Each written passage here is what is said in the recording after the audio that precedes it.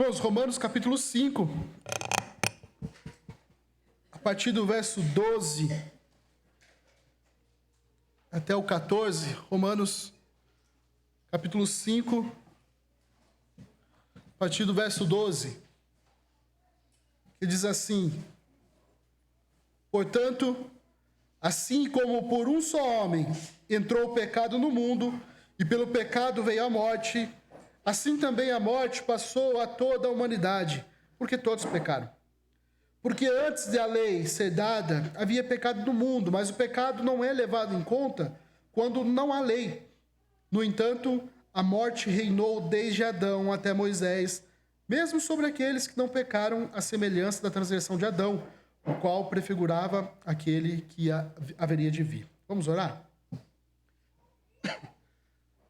Nosso Deus, nós já cantamos ao Senhor, oramos, lemos a Tua palavra e agora nós queremos ser ensinados pelo Teu Espírito Santo também as Tuas verdades, que o Senhor aplique em nosso coração a Tua palavra e possamos praticá-la, Deus. Louvado seja o Teu nome, porque até aqui o Senhor tem nos abençoado e nós queremos ser abençoados também pela Tua palavra, Pai. Em nome de Jesus que eu oro. Amém. Meus irmãos, talvez essa seja uma das passagens mais importantes para tratar a respeito das alianças que Deus fez desde Adão até Jesus Cristo. Talvez uma das passagens mais importantes para se falar da representatividade do cabeça federal, da depravação total, da salvação. Então, ou seja, muitos temas nós podemos partir desses versículos, nós podemos conhecer e também podemos ver as doutrinas que nós temos presentes hoje, só nesse texto de Romanos 5 até o verso 21. Mas o versículo 12 aqui é talvez o principal assunto, é dele que vai ser discorrido tudo que vai ser abordado por Paulo a respeito de Adão e a respeito de Cristo. O versículo 13 e o 17, por exemplo, é um parênteses para explicar o versículo 12. Então, do 18 em diante, é a conclusão que Paulo chega a partir do verso 12. Então, como o conteúdo aqui é rico, nós ficaremos hoje nesses 3 versos para tentar estabelecer essa base do que Paulo vai falar daqui para frente. Quando a gente olha para Romanos, a partir do verso 12 aqui do capítulo 5 até o 21, Paulo está fazendo uma analogia entre 2 representantes federais. Pastor, o que é esse negócio de federal? Quando a gente pensa em federal, a gente entende que é alguém que representa, algo que representa, por exemplo, quando nós olhamos para o governo federal, a gente entende que o governo, ele representa a todo o país, Você gostando ou não, é por meio dele, que as decisões que são tomadas atingem todo o país. Então, é essa ideia de federal. E a Bíblia usa não esse termo federal, mas o seu entendimento, o seu significado. A Bíblia é utilizada muitas vezes para representar aquilo que nós chamamos de cabeça federal. Então nós temos 2 cabeça federal aqui. Então toda vez que eu falar federal, você pensa aquele que é o representante. Nós temos Adão, que representa toda a humanidade de forma natural, Nós nascemos debaixo desse representante, e nós temos Cristo, que representa então o povo de Deus, representa os crentes, Guarda isso, meus irmãos. A história e o destino da humanidade está intimamente ligado a esses 2 homens, ou Adão ou Cristo. Se nós olhamos para o representante Adão, nós vemos desobediência, nós vemos consequência disso, condenação e morte. Se nós olhamos para o representante Cristo, nós vemos obediência e, consequentemente, a justificação e a vida. Eu vou tomar muito cuidado hoje para que essa exposição ela não seja puramente teológica, histórica, sistemática, Até porque é uma pregação, mas é importante eu ressaltar que essa é uma passagem riquíssima em doutrina, riquíssima em teologia, né? Então, inclusive, envolve história, porque se alguém olha para o Antigo Testamento e enxerga Adão como um personagem mitológico e não como um personagem histórico, esse texto não vai fazer muito sentido para essa pessoa. Hoje, os grupos liberais, eles querem justamente olhar para Gênesis e olhar ele como uma parábola, como uma alegoria, como até, podendo assim usar, né, como um mito, né, uma mitologia. E dentro desse grupo que é mais liberal, nós temos os chamados evolucionista teísta, que é o quê? É alguém que tenta adaptar o que é ruim, né, ao cristianismo, né, a ideia de ter ainda um Deus, né, ou seja, aquele que é crente, vamos dizer assim, aquele que é cristão, que acredita em Deus, mas também acredita na evolução. E aí, isso a gente pode ver, até mesmo à luz da Bíblia, que isso é característica de uma falta de temor, de conhecimento das Escrituras, e até mesmo conhecimento da história, porque o evolucionismo teísta é algo muito novo, né? Então, a história nunca falou sobre isso, os pais da igreja nunca falaram sobre isso. Mas, o fato é que se Gênesis, ali do capítulo 1, 2, 3, não é um relato literal, se não aconteceu aquilo que foi relatado em Gênesis 1 até 3 a respeito da criação, então Moisés, Jesus, Paulo, todos e mais um monte de escritores da Bíblia se equivocaram ao mencionar Adão como um personagem histórico. Se Adão é um mito, a palavra de Deus perde credibilidade, porque a Bíblia descreve Adão como um personagem histórico. Se Jesus é uma personagem histórica, então Adão precisa ser também um personagem histórico. Não pode haver paralelo correto entre Adão mitológico e um Cristo histórico. Não tem como. Não encaixa esse paralelo. Então, ambos precisam ser históricos. E é o que nós vamos ver nessa introdução de hoje. Tanto Adão como Cristo são apresentados como cabeças de um povo. Então, eu vou intercalar entre essas palavras, tá? Cabeça, ou seja, cabeça que representa o corpo. Vou utilizar talvez cabeça federal, né, que é o cabeça representante. Então, vai ser intercalado entre essas palavras, mas tudo significa a mesma coisa. Um representante, alguém que representa. E quando nós olhamos para o texto e vemos esses detalhes, Paulo, ele conclui a doutrina da justificação, que é isso que nós vimos do capítulo 5 aqui, dos versículos 1 até o 11, e ele prepara os leitores para também falar sobre a doutrina da santificação. E no meio disso está essa questão de representatividade. Então, não feche a sua Bíblia, nós vamos fazer uma exposição ali do versículo 12 até o 14. Então, o versículo 12 diz assim: portanto, assim como por um só homem entrou o pecado no mundo, e pelo pecado veio a morte, assim também a morte passou a toda a humanidade, porque todos pecaram. Como eu disse, o versículo 12, ele é o principal aqui sobre tudo aquilo que Paulo vai falar daqui em diante. Então eu queria explicar para os irmãos um pouquinho a estrutura do versículo 12. Primeiro, que o versículo 12, ele faz uma comparação que está incompleta se a gente olhar somente para o versículo 12.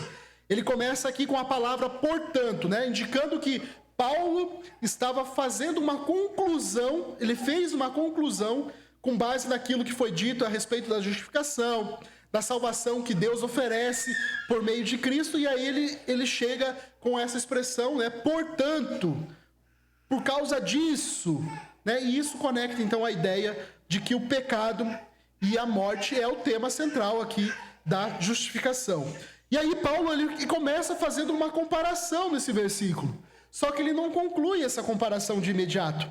Por isso que a palavra assim também, quando a gente olha, e aí ele não conclui essa comparação se a gente lê só primeiros versículos na sequência, a gente fala assim, mas Paulo não concluiu. Ele falou, assim como, ele tem que falar, assim também, né? E ele não usa essa expressão até o versículo 18. É lá no versículo 18, então veja como que fica a estrutura. Verso 12. Portanto, assim como por um só homem entrou o pecado no mundo, e pelo pecado veio a morte, aí lá no verso 18, ele conclui a sentença. Ele diz, assim, por um ato de justiça veio a graça. Então, todos os versículos que estão no meio do verso 12 ali até o verso 17, eles funcionam como parênteses para explicar melhor o que Paulo está introduzindo. Então, essa é a estrutura desse texto aqui.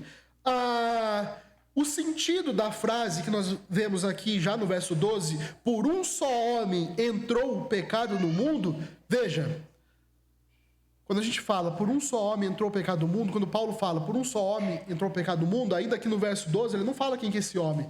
Mas nós sabemos, na sequência dos versículos, quem é esse homem, quem Paulo está falando. E esse homem é Adão. E Paulo está baseando essa informação lá em Gênesis 3. A queda de Adão. E a queda de Adão foi o maior desastre da humanidade, da história. Foi quando o pecado entrou no mundo. E o pecado entra no mundo por meio de Adão. E ele vai falar que por causa do pecado veio também a morte. É preciso, meus irmãos, distinguir o termo pecado aqui. Porque existem pecados no plural, né, que são aqueles pecados que são cometidos de forma isolada, e o pecado no singular, como aqui é utilizado 6 vezes por Paulo. Ou seja, ele está tratando sobre o conceito do pecado original. O pecado que fez com que o mundo fosse, né, entrasse nessa depravação total. A porta por onde o pecado entrou foi Adão. Ele foi o responsável por introduzir esses 2 males no mundo, que é o quê? O pecado e a morte. Então, Adão foi responsável por cancelar, por quebrar a comunhão que o homem tinha com Deus. Embora todos nós cometemos pecado, toda a humanidade cometem pecado, já cometeu ou vão cometer pecado de forma individual, não é disso que Paulo está falando. Ele está falando do pecado original, ou seja, aquele primeiro pecado que deu a entrada da morte no mundo e deu a entrada da depravação total dos homens. Então, Paulo ele vai mostrar que o pecado de Adão foi um ato representativo. Guarda essa palavrinha. O pecado de Adão foi um ato representativo, ou seja, por causa desse ato, toda a descendência também pecou. Porque Adão é o representante, toda a descendência também assume essa consequência do pecado de Adão. O termo mundo aqui significa a raça humana. A palavra entrou refere-se ao início da presença do pecado entre os homens. Então, o que significa quando ele fala ali, e pelo pecado entrou a morte? Olha, Paulo está ligando a causa e a consequência. Ou seja, ele liga pecado com a morte. E a morte, a palavra utilizada para morte aqui, ela está relacionada à morte física, mas pode também incluir outras dimensões. A morte espiritual, a morte eterna, que é o que nós conhecemos, Romanos tão falado, a morte de separação de Deus. Mas o aspecto aqui, utilizado por Paulo nesse texto, é o aspecto físico. Porque ele está utilizando uma referência de Gênesis. Que agora Adão e Eva passaram a morrer fisicamente. Nós temos a separação de Deus espiritual, mas o tangível que a gente pode ver é a morte física acontecer.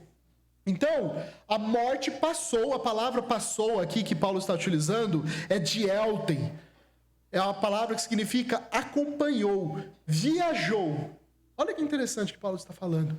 A morte, então, acompanhou. A morte passou sugere que a morte não foi algo pontual, não é algo que só aconteceu com Adão e Eva, mas é algo que acompanhou, que acompanha, que viaja através de toda a humanidade, como uma consequência inevitável do pecado. Não tem como você pecar e não ser morto, e não morrer. Porque o pecado gera a morte. Não é isso que Paulo falou? O salário do pecado é a morte. Vamos seguir? Porque todos pecaram. E aqui está o centro da discussão. Porque existem 3 interpretações principais a respeito desse todos pecaram. Nós temos a interpretação pelagiana, que diz que todos pecam pessoalmente. Ou seja, lá no 5º século, Pelágio negou o caráter universal do pecado, da queda. Ele defendia que nós somos livres. Nós somos livres hoje, tanto quanto Adão era livre antes da queda. Ou seja, o pecado de Adão não afeta ninguém. É isso que Pelágio defendia. O pecado de Adão não faz diferença nenhuma na vida das pessoas. As pessoas simplesmente imitam Adão. E porque eles imitam Adão, então eles morrem. Essa é a defesa de Pelágio, né? E logo no começo, ali no 5º século, já os primeiros concílios já consideraram heresia esse tipo de ensinamento. Porque a Bíblia vai falar do começo ao fim a respeito da consequência do pecado de Adão e essa consequência que levou todos também à morte. E Paulo aqui, ele já refuta esse entendimento. Porque Paulo já vai dizer que mesmo que, depois a gente vai falar mais ali, mas ele vai dizer que nem todos pecaram como Adão pecaram. Mas mesmo assim, o que aconteceu? Todos morreram. Mesmo que as pessoas não pecaram como Adão pecou, todos morreram. Inclusive os infantes, inclusive crianças. Mesmo elas sem entrar no mundo, sem cometer um ato de injustiça, elas morrem. Às vezes morrem no ventre da mãe, às vezes morrem nos primeiros dias. Mostra que o pecado afetou, inclusive aqueles que não cometeram o ato pecaminoso. Paulo diz que mesmo que os que não pecaram como Adão, é esse o verso 14 que diz, mesmo aqueles que não pecaram como Adão, eles também morreram. Depois nós vamos estudar mais, mas no versículo 15 até o 19, Paulo vai repetir várias vezes que a morte, a condenação, vem por causa do pecado de Adão. E não por causa dos pecados individuais. Veja, eu não estou dizendo que nós não pecamos individualmente, mas o que Paulo está afirmando aqui é que todos sofrem a consequência por conta do pecado de Adão. E aí você tem a outra interpretação, que é a interpretação agostiniana, que é uma interpretação que eu gosto também, mas ele vai colocar aqui que todos herdam a natureza pecaminosa de Adão. Ou seja, essa visão, ela é a visão mais tradicional, né? Que mais tarde é desenvolvida ali por Tomás de Aquino, e os reformadores também, eles seguem essa visão que quando Paulo ele vai dizer, quando a Bíblia fala que todos pecaram, quer dizer que todos pecaram em Adão. Isso é, a culpa do pecado de Adão foi imputada à humanidade. Né? E essa imputação, ela acontece de forma hereditária, ou seja, a nossa natureza já é corrompida por causa do pecado original. Então nós nascemos com essa natureza. É o entendimento que nós temos também a respeito do pecado e por que nós somos pecadores. Porque nós nascemos pecadores, naturalmente pecadores. Mas nessa passagem, Paulo ele não fundamenta a nossa salvação com a mudança de natureza, mas da imputação da justiça de Cristo em nós. Então, assim como nós fomos condenados por causa de um ato de um homem, nós também somos salvos por causa de um ato de outro homem. Ou seja, Nesse sentido, a condenação ela não é baseada numa natureza corrompida, mas num ato específico. Paulo está falando de um ato histórico, algo que aconteceu. Se você veio ao mundo, se você entrou nesse mundo, você está sob esse julgamento.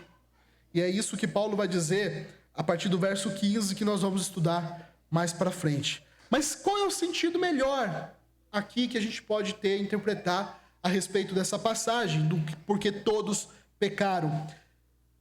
A melhor resposta seria, e isso está de acordo com a maioria dos teólogos, é que há aqui a solidariedade entre Adão e a humanidade. Ou seja, o pecado de Adão, ele é contado como pecado de todos.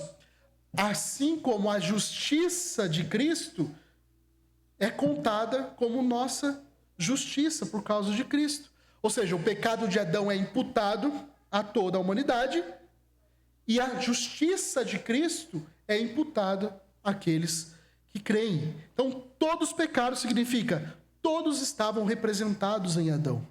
Quando ele pecou, todos nós pecamos. É por isso que todo o nosso redor está corrompido.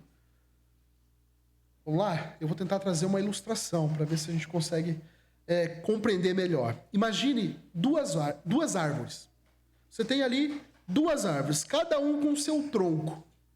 Esse tronco é o que representa, e esse é o tronco que é vamos dizer assim, o cabeça federal, que é a representação. Nós temos duas árvores, né? A árvore que representa, vamos dizer, Adão, e a árvore que é Cristo. Aí o tronco representa legalmente tudo aquilo que está ligado a ele. Então tudo aquilo que está ligado nesse tronco é por causa desse tronco. É esse tronco que representa tudo aquilo que está ligado a ele. Então quando Adão peca, todo o tronco da árvore, e aí a Bíblia vai dizer que aqueles que pecarem em Adão serão cortados, ou seja, todo esse tronco, quando ele é cortado, o que acontece com os galhos? Os galhos vão cair também. Ou seja, não porque decidiram cair, não porque se tornaram maus, mas porque o tronco inteiro caiu em seu nome. Porque todos estavam ligados. Esse tronco é o cabeça federal. Tudo está nele. Da mesma forma, Cristo. Quando Cristo obedece e ele é aprovado pelo Pai, essa nova árvore brota e todo galho, Paulo vai dizer, é enxertado a essa árvore. Então, todo esse galho, todos os galhos são sustentados pela justiça desse tronco. Ou seja, não porque nós nos tornamos justos, não porque nós nos tornamos bons, mas porque nós estamos unidos àquele que obedeceu. Ele é o responsável. E aí por isso que a Bíblia vai falar, que aquele que está em Cristo dá bons frutos. Porque a boa árvore dá frutos bons. E aqueles que estão em Adão não dão frutos bons. Mas, meus irmãos, esse é o fato. O mundo tem um cabeça, um representante. Todos nós nascemos debaixo desse representante que é chamado Adão. Ou seja, meus irmãos, a morte atingiu toda a humanidade por causa de Adão. Não necessariamente por causa dos pecados pessoais. Não necessariamente por causa da natureza herdada. E por que a gente precisa entender isso? Porque a analogia que Paulo vai fazer com Cristo é assim. Porque se nós estamos condenados em Adão, aqueles que estão em Cristo são justificados por causa da vida de Cristo. E não por causa da nossa natureza, mas por causa de Cristo. A base da teologia de Paulo aqui é essa representação federal. Adão representou todos na queda e Cristo representa os crentes para a salvação. Deixa eu facilitar para as crianças, se elas estiverem prestando atenção. Vou tentar imaginar com vocês. Crianças, imagine que vocês estão brincando em fila, um atrás da outra. E aí vem alguém lá atrás e empurra uma pessoa lá atrás. E aí todo mundo começa a cair, todos vocês começam a cair. Ou seja, o que começou com o erro de uma pessoa lá atrás afetou todas que estão à frente. Da mesma forma, o pecado de Adão, lá no começo do mundo, fez com que todos nós caíssemos. E isso trouxe a morte, isso trouxe consequência para o mundo. Mas não foi só Adão que fez coisa errada, nós também cometemos erros. Nós também falhamos, nós também fazemos escolhas que desobedecem a Deus. Resumindo, meus irmãos, versículo 12, Paulo nos ensina as consequências universais. O pecado de Adão afetou toda a humanidade, trazendo morte e separação de Deus. Mas em Cristo há uma possibilidade de vida nova, há uma possibilidade de salvação, de restauração desse relacionamento com Deus, que foi quebrado por causa do pecado original. Você, entenda isso, você nasce debaixo de Adão como seu representante. Se você não o quer como representante, peça para Cristo ser o seu representante. Ore a Deus e peça para Ele te representar no dia do juízo final.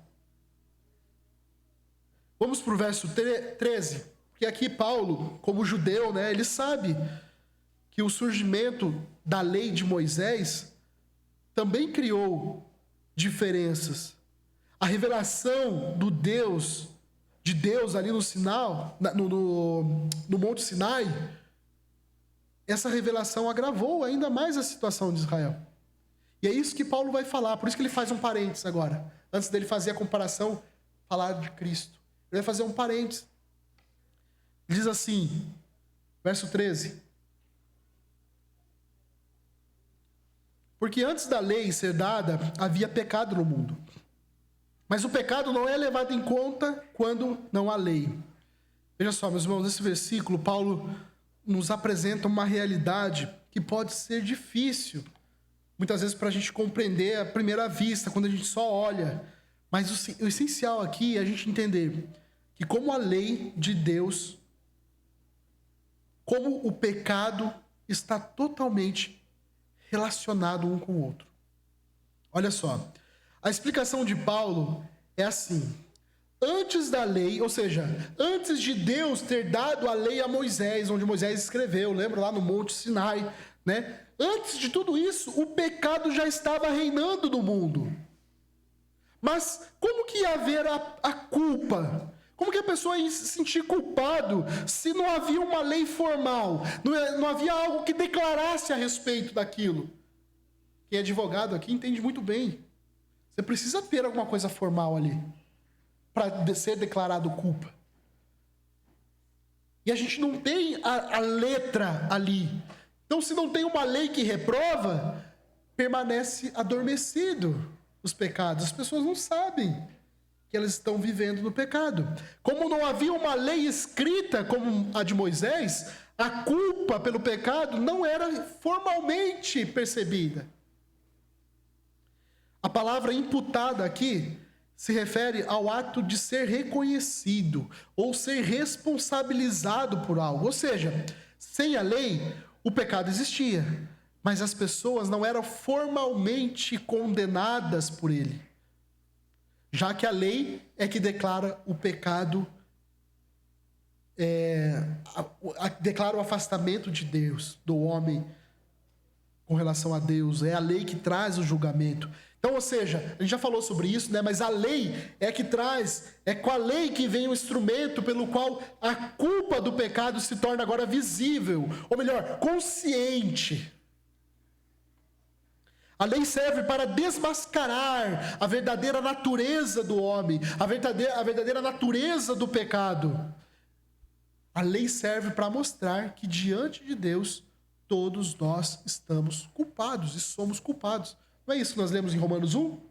Por isso que o homem é indesculpável. Porque a lei mostra que nós somos pecadores. Ou seja, agora a culpa foi formulado em termos jurídicos. O processo está rolando. Nós somos réus confessos.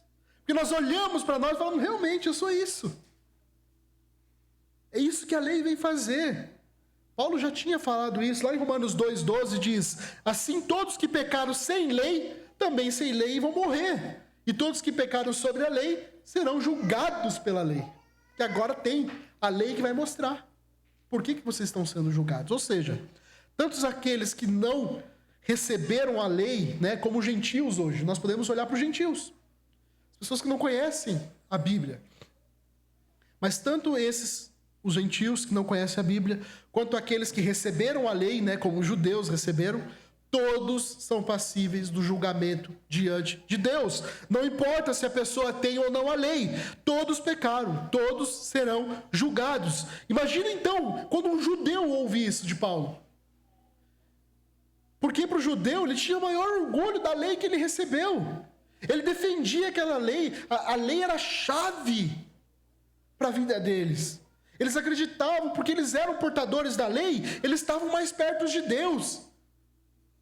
Nós vimos tudo isso. Mas Paulo está dizendo, a lei não nos isenta do julgamento, mas o contrário. Olha o que Paulo está dizendo. Nos declara culpados. Para judeu, meus irmãos, isso aqui é uma ameaça. A lei que era o nosso, né, a coisa mais maravilhosa que nós tínhamos, agora a lei é quem te culpa. É quem mostra que você está errado.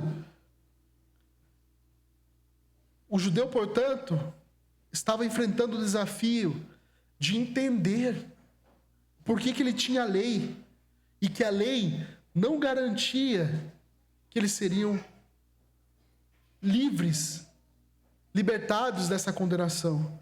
Pelo contrário, somente aumentou a responsabilidade, somente aumentou a culpa, porque agora eles sabem que eles estão fazendo errado. Em termos práticos, meus irmãos, sem a lei, o ser humano poderia viver adormecido em seus pecados, sem dar conta da gravidade da sua condição diante de Deus. Mas com a lei clara, exposta, o pecado se torna algo claro. A culpa se torna evidente. Não há mais espaço para ignorância, não há mais espaço para desculpas. Imagine uma criança que está brincando e aí de repente ela derruba o vaso. Um vaso de planta. Se a criança não é ensinada, exortada, ela acha que isso é normal. Ela não sabe que isso é errado. Ir lá empurrar um vaso de planta e quebrar o vaso. É por isso que nós vamos até as crianças e falamos, você não pode fazer isso. Agora ela sabe. E se ela fazer, muitas vezes vai ser por rebeldia, mas ela sabe que ela não pode fazer aquilo.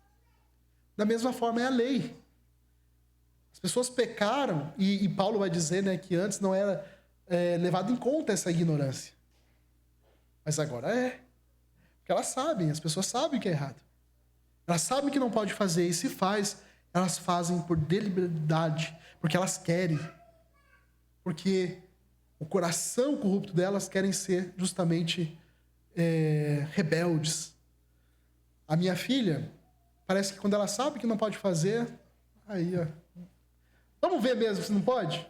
Ela fica assim, o tempo todo, sabe? Falou não, meus irmãos, até falando pra Carol, vamos falar sim, porque daí talvez ela pare de fazer, né? Mas ela precisa saber que é errado. E é assim mesmo, nosso coração corrupto é dessa forma. A Bíblia falou não, nós queremos fazer o contrário disso. Nós sabemos o que é errado e queremos fazer o contrário disso. E hoje nós temos a lei. Embora a Bíblia fala que nós já temos no nosso coração. Todos nascem com essa lei dentro do coração. Mas agora todos sabem formalmente o que é certo e o que é errado.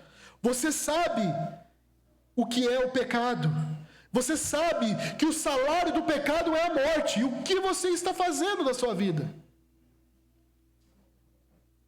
A palavra de Deus nos mostra que o salário do pecado é a morte. Todos aqueles que vivem debaixo do pecado irão morrer eternamente. Mas você sabe também que se você crer em Jesus e fazer dele o Senhor e Salvador da sua vida, você pode ter os seus pecados lavados e não levados em conta no tribunal de Deus. É a forma como você pode ser salvo dessa situação, dessa sua natureza. Verso 14.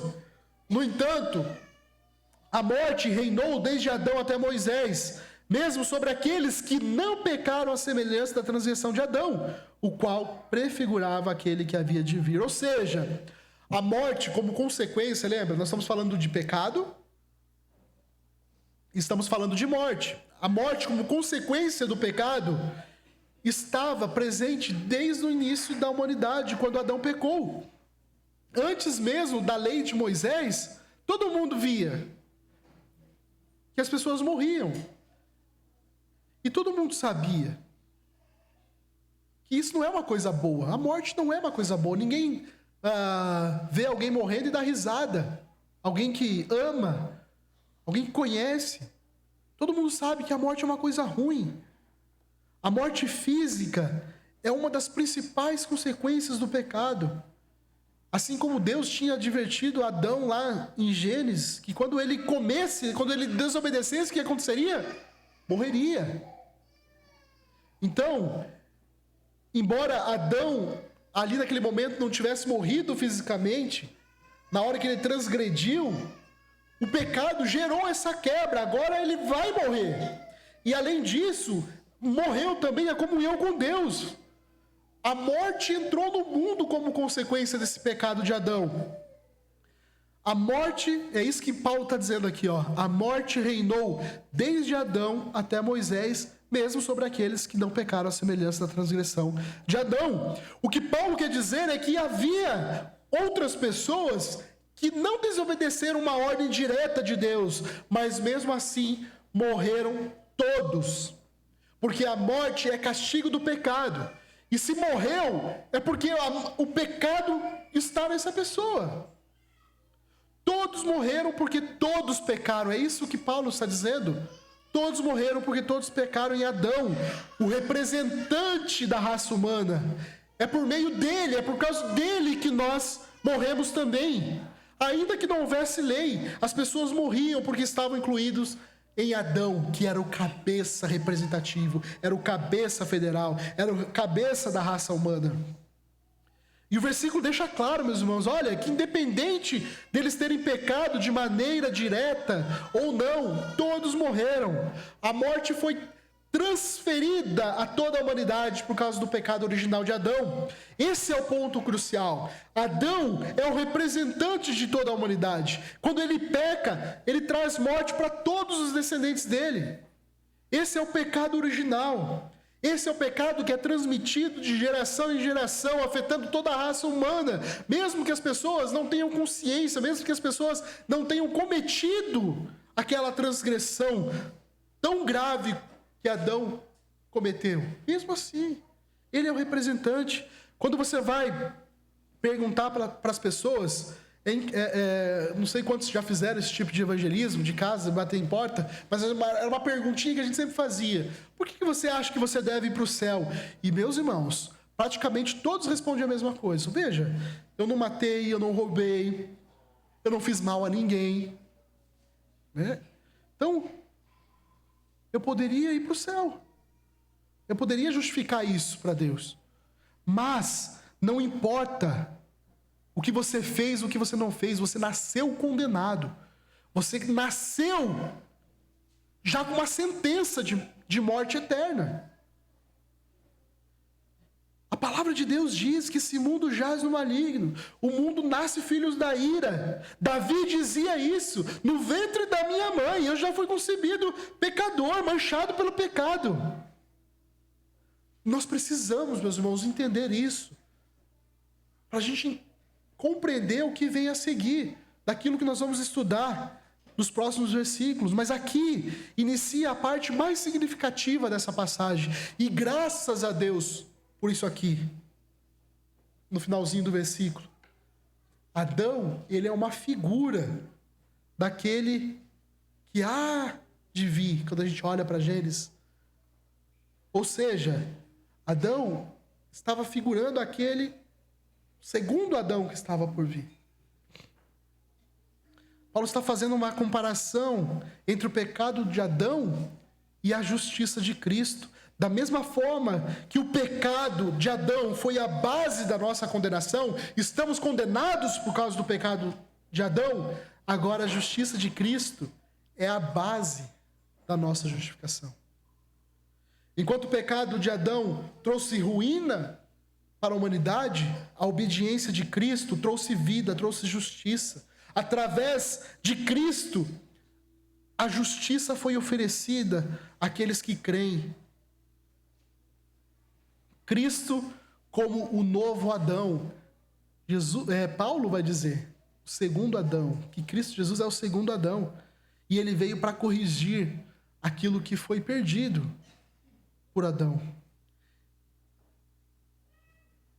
Meus irmãos, resumidamente, em Adão todos morrem. Em Cristo todos podem viver. A obra de Cristo é mais poderosa do que a falha de Adão. E Cristo veio para restaurar a humanidade. Cristo veio para oferecer vida eterna a todos aqueles que creem nele. Crianças, nós aprendemos hoje sobre as pragas do Egito. Nós aprendemos hoje na classe, que eu estava dando aula para as crianças hoje de manhã. E elas lembram de que existia um povo que estava escravizado no Egito. E Deus os libertou. Todos nós nascemos escravizados pelo pecado. Adão fez algo errado, ele desobedeceu a Deus. Quando ele pecou, entrou o pecado, a morte no mundo. E isso afetou todos, mesmo aqueles que não pecaram igualzinho a Adão. Mas isso aconteceu porque Adão era como um chefe de todos nós. Ele era o presidente, ele era o representante. Quando ele pecou, todos os seres humanos passaram a sofrer as consequências desse pecado. E a primeira consequência é a morte. Morte física e a morte de separação de Deus. Mas eis aqui a boa notícia.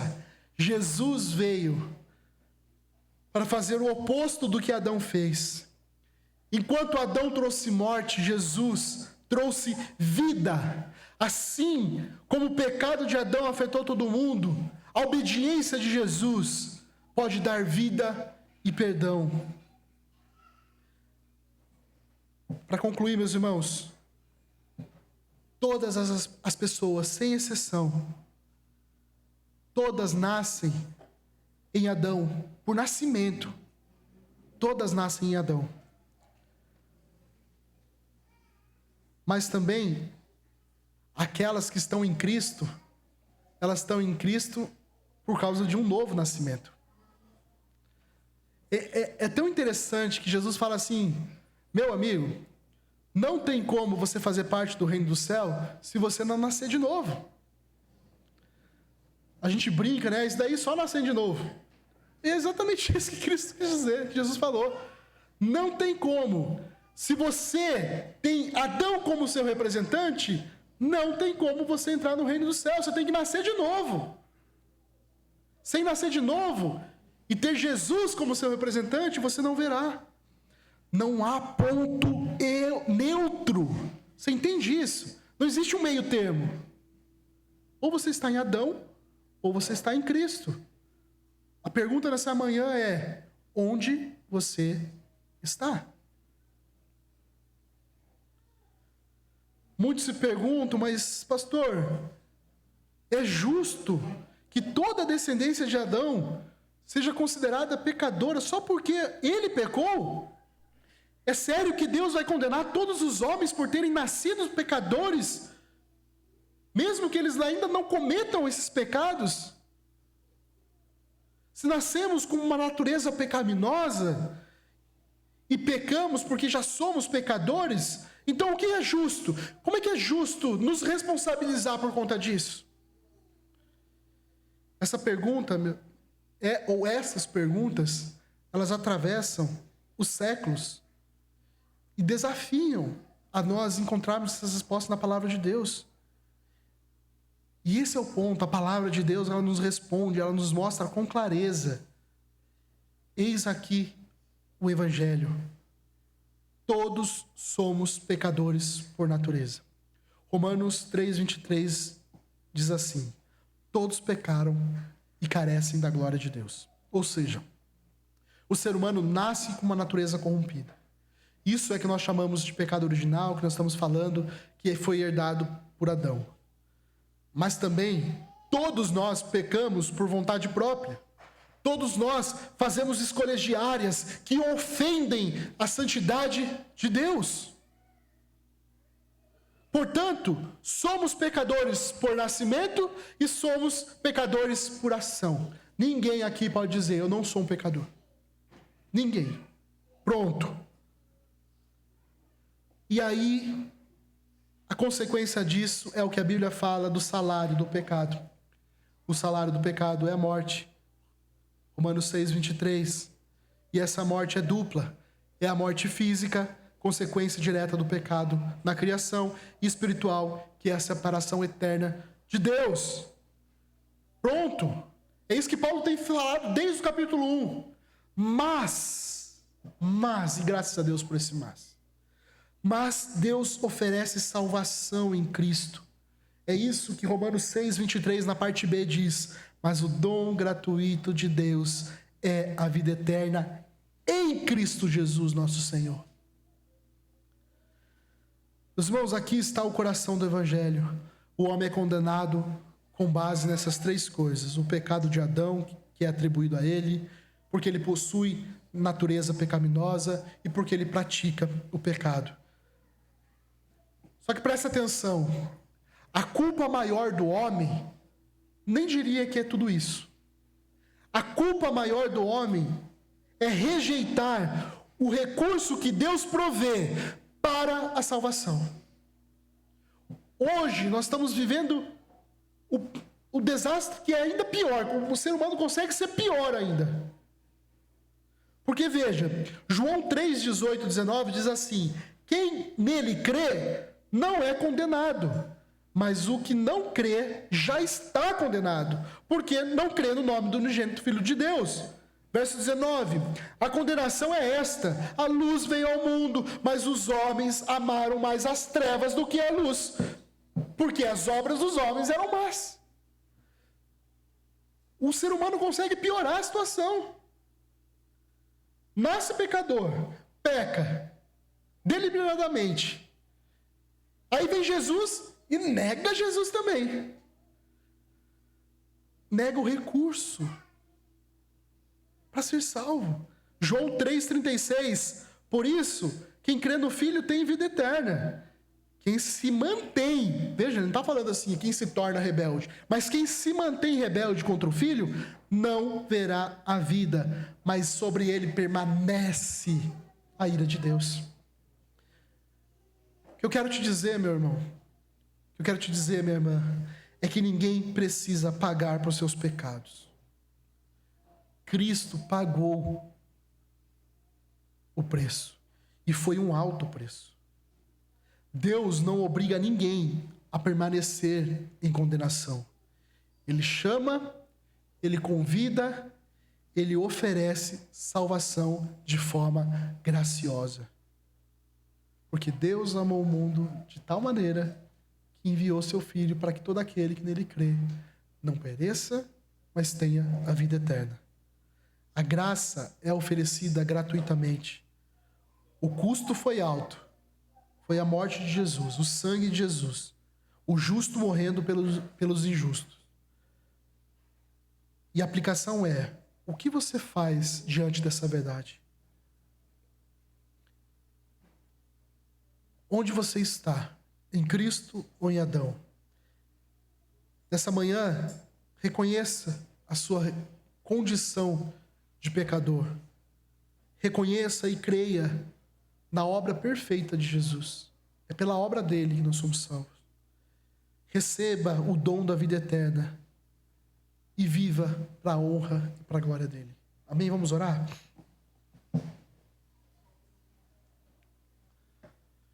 Nosso Deus e nosso Pai, louvado seja o teu nome, porque o Senhor deixou tudo tão claro para nós. Mas como é difícil entender, Deus, porque nós somos tão pecadores, nós estamos tão corrompidos, a sociedade, o mundo está cada vez pior e parece que fica tudo tão distante, Deus. Mas louvado seja o teu nome, porque o Senhor tem levantado, em geração em geração, o Senhor tem levantado pessoas para anunciar o teu evangelho, para explicar, para pregar, anunciar.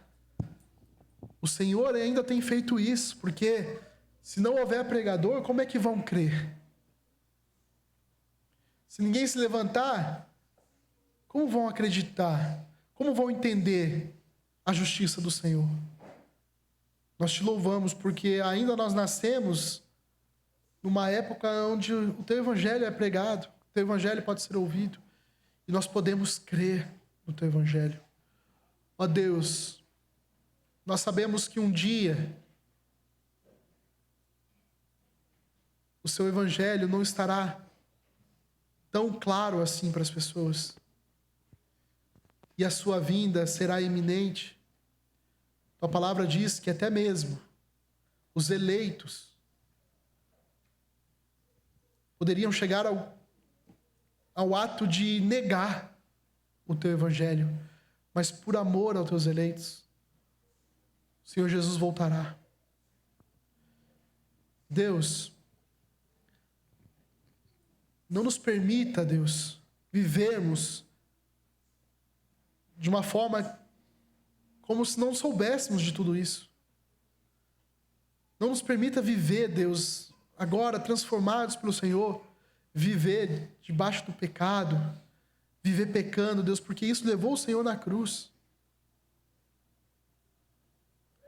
Ó Deus, nós te pedimos por aqueles que estão entendendo nessa manhã, que são pecadores, que precisam exclusivamente do Senhor, que estão entregando a sua vida ao Senhor, que entenderam que só por meio do Senhor é que pode ser salvo, que o Senhor aplique essa verdade no coração, que o Senhor reforce esses ensinamentos. Deus, que todos nós aqui, em nome de Jesus, Pai, nós te pedimos, que todos nós aqui tenhamos o Senhor Jesus como representante da nossa vida.